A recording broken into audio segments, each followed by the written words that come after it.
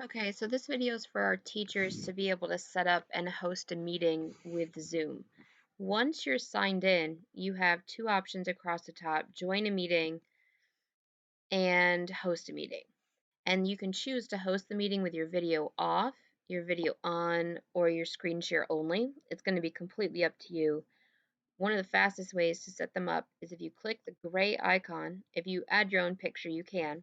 This one shows your picture, and this is your personal ID meeting number, where you could give this to your students for your office hours and then set up your meetings through that.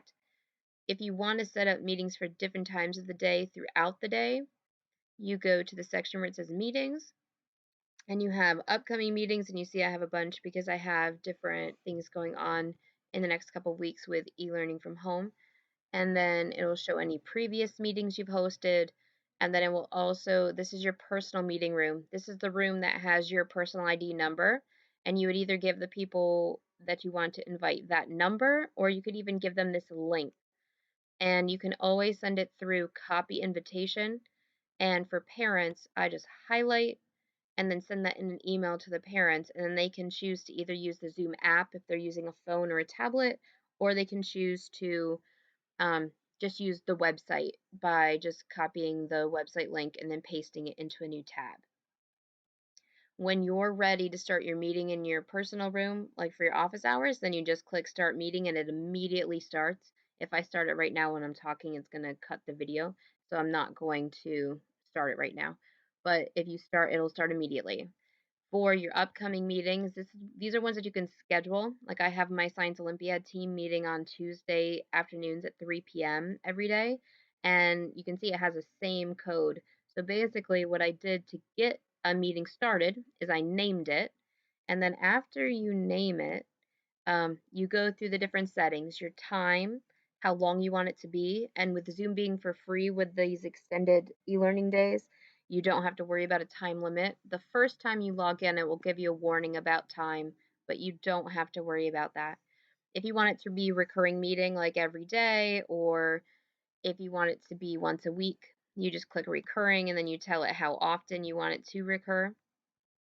And then we scroll through. It will give you a meeting password.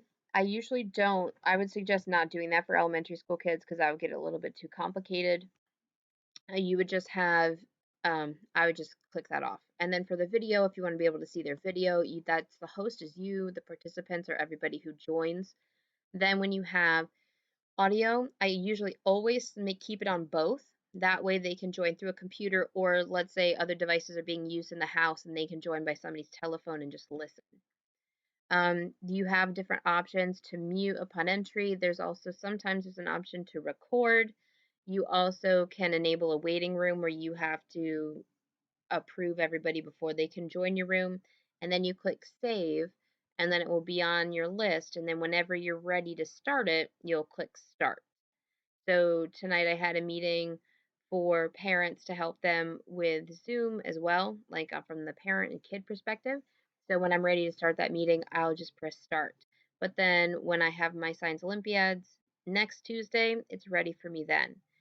But again, if you're keeping regular office hours, you can just send them your normal personal ID and then just start it. And this room is always here when you're ready to start it. So it'll depend on you.